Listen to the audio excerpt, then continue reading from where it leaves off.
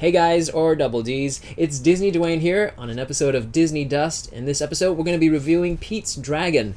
The movie in Singapore was released later than in the States, and so I'm getting to review this only now, but the good thing about it is that probably more of you have watched it, so I can get into details, I can get into spoilers.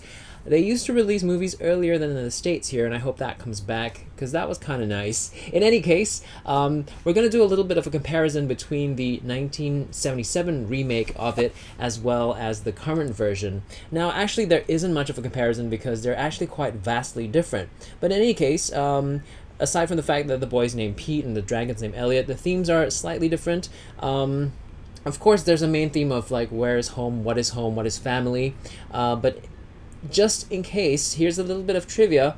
If you think that Disney was the first person that was to incorporate live action and animation, Walt Disney in fact wasn't. The first instance of it was way back in a silent film called The Enchanted Drawing, and some consider J. Stuart Blackton, who directed it, the father of animation. Some trivia there for you. And since 1963, there have been releases of live-action animated films every year till the present year. So that's how big that industry actually is. The only thing that's different now is some of the animated live-action sequences, like today's Pete Dragon, is no longer the cartoon animated sort of, feel that you get. But in any case, it has been around for a long time. And so, thoughts about the old one first? If you haven't caught it, do catch it. It's 2 hours and 8 minutes long, but I think the pace then was a lot slower. They like to indulge also in the whimsical a lot more, so you get more of that in that old version. Also, musical theater was a lot more popular back then for live action films in that style, Mary Poppins and stuff. So there's a lot more songs in that one. This current version has no songs. It's not a musical. And it was funny. It was very funny. It was whimsical. It's kind of like a little bit over the top sort of thing. Acting is sort of like just a little bit not realistic as this one. You would enjoy it.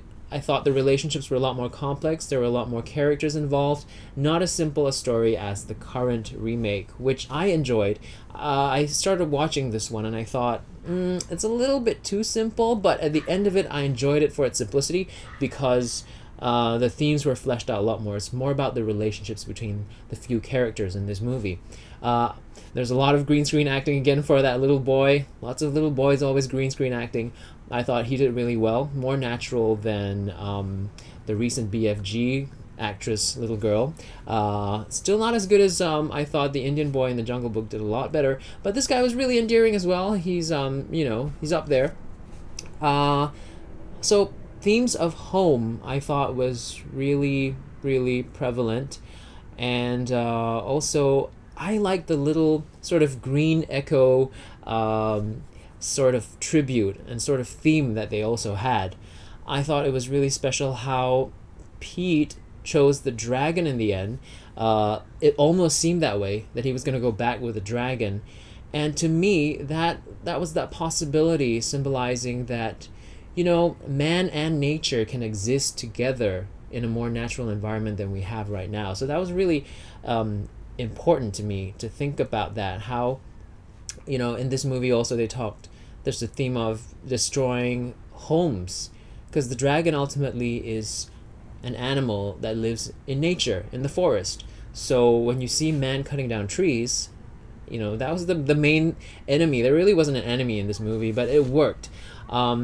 And so that becomes really interesting to look at that way. It's like, we come to fall in love with a creature that we love, and you actually see his home being destroyed because of man. And so it brings up very relevant things today about how we're treating the environment and nature. So that's all very important. I like that very much. But of course, in the end, there was that sort of, sacrifice. The dragon really understood that Pete needed to be with man and with family in today's current world, and so he leaves. I think that they both get along because they're both sort of underdogs in a sense that they both lost their families. I won't spoil the last part for you and what happens at the end, whether or not we see Elliot the dragon again or not, and whether Elliot finds some sort of family or a home to be with while Pete's away with his new family, or if they ever meet again. But watch it. It's really endearing. I loved it very much. The CGI for the dragon, wow, is just amazing. So believable, right down to the gritty stuff, of his teeth and everything. I mean, it's not like a perfect dragon. You have teeth stains. One of his teeth, bottom incisors, were chipped. And his breathing and the textures and how wet his nose was, and it was great. And they didn't make him like a dog, which is really good. I was hoping he wouldn't start licking people, so that was amazing. He was a dragon in his own right, and they also created a great call sound for Elliot, which was, I don't believe I've heard it from any animal, if I'm not wrong. So it's its own unique call. I wonder how they produced that sound. In any case, I also like the fact that the protagonist lady, the mom in the story, I almost feel bad to point this out, but it's because Hollywood has stereotyped, the lead female as your skinny, slim Scarlett Johansson type, that you do notice it. But, I hope they cast more of such different diverse shapes and sizes in movies as leading characters as well, because we all are normal. Society covers everyone, so it's normal to be different shapes and sizes, right? So I like that fact that she was not, she's not too big or she's not too small, but she's different from your typical Scarlett Johansson type.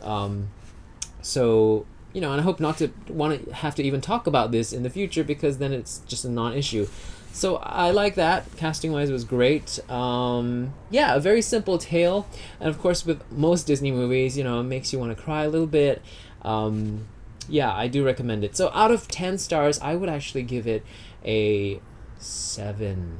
Yeah, a good number now. No more 6.8 or 7.3s. A 7, a nice number. Do catch it if you can. Great to see it in the cinema and not see it on DVD or on TV. So catch it now if you're watching this video early enough. Alright, so until the next movie review, I hope to catch you again. Don't forget to subscribe to the channel. This is Disney Dwayne signing out. Thanks for watching, and catch you next time. Bye.